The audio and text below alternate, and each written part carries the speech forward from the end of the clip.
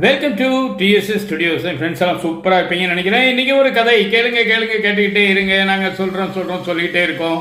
ஏன்னா கதை சொல்கிறதுக்கு நம்மக்கிட்ட கைவசம் ஆள் இருக்கு. அவங்க வேறு யாரும் இல்லை, நம்ம பல்துறை வித்தகி பில்டெக் அருள்மொழி. அவங்க தான் கதை இப்போ சொல்ல போகிறாங்க என்னுடைய குரலில். கேளுங்க. ஒரு கிராமத்தில் ஒத்தப்பல்லன் அப்படின்னு ஒருத்தர் இருந்தான். ஒத்தப்பல்லன்னு ஒன்று உருவ கேலின்னு சண்டைக்கு வந்துடாதீங்க. கிராமங்களில் நிக்னேம் வச்சு சாதாரணமாக கூப்பிடுவாங்க. பெரிய ஆட்கள்லேருந்து சின்ன ஆட்கள் வரைக்கும் இந்த பேர் வந்து ரொம்ப சாதாரணமாக பழங்கும். அதனால் அந்த ஆளுடைய இயற்பெயர் யாருக்கும் தெரியாது. ஒத்தப்பல்லன்னா ஊருக்கே தெரியும். எப்படின்னா அந்த ஊருக்கே ஒருத்தர் தான் சலவையாளர், துணி வெளுப்பவர். அருமையாக அந்த வேலையை செய்து வந்தார். அவர்கிட்ட ஒரு அருமையான ஒரு கழுதை இருந்தது. அந்த கழுதையை தான் கூட்டிகிட்டு போய் ஆற்றுக்கு துணிகளை எல்லாம் துவைச்சு மறுபடியும் அது மேலே ஏற்றி வீட்டுக்கு கொண்டு வருவார். அந்த கழுதைக்கும் அவருக்கும் அப்படி ஒரு இனம் புரியாத ஒரு பந்தம். கழுதை தானே அப்படின்னு கிடையாது. கழுதைனாலும் அது மேலே அந்த ஒத்தப்பல்லனுக்கு ரொம்ப ஆசை, பாசம் எல்லாமே.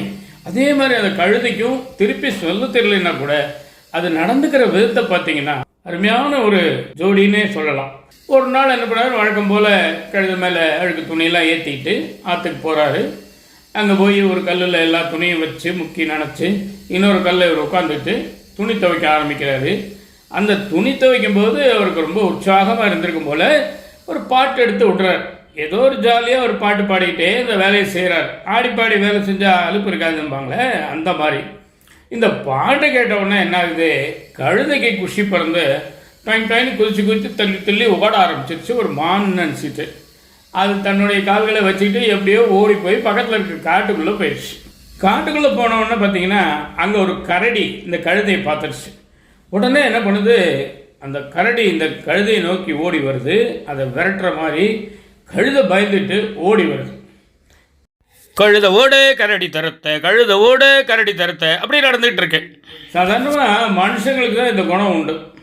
கொஞ்சம் வசதியானவன், கொஞ்சம் ஏழ்மையானவனை பார்த்து ஒரு மிரட்டி உருட்டி எதாவது பண்ணால் அவன் பயப்படுவான், ஓடிடுவான்.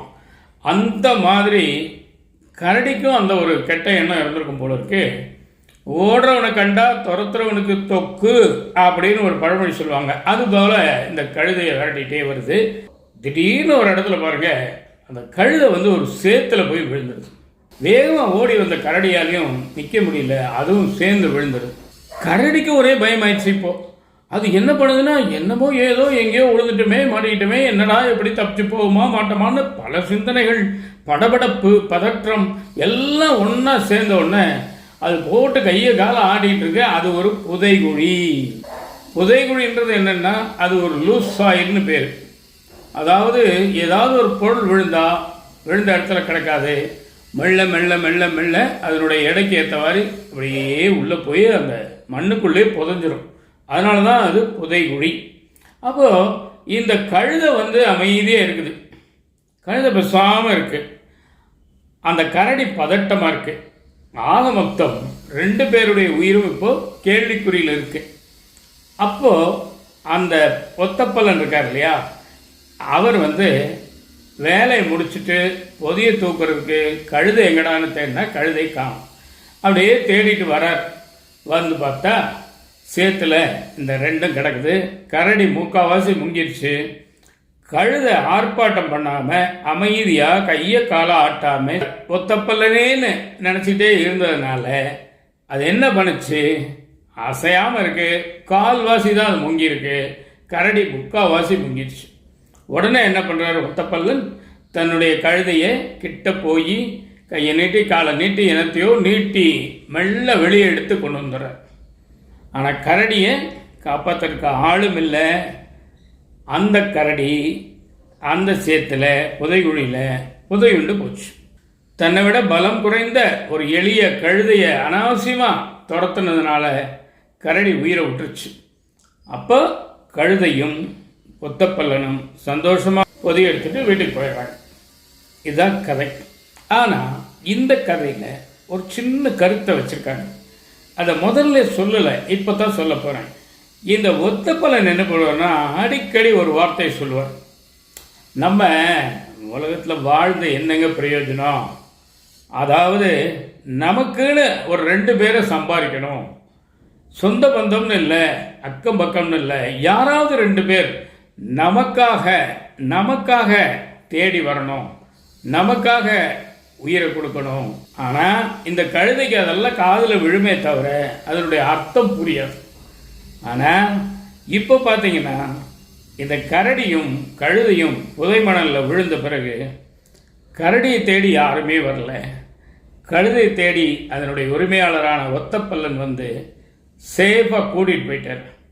இது கழுதையும் ஒத்தப்பல்லனும் கரடியும் சம்பந்தப்பட்ட கதை மட்டும் அப்படின்னு நீங்கள் நினைக்கிறீங்களா? இல்லைங்க, அந்த வார்த்தைகள் வந்து நமக்கு சொல்லப்பட்டது. யாருக்குமே கிடைக்காத இந்த உயர்ந்த மனித வாழ்க்கை நமக்கு கிடைச்சிருக்கு.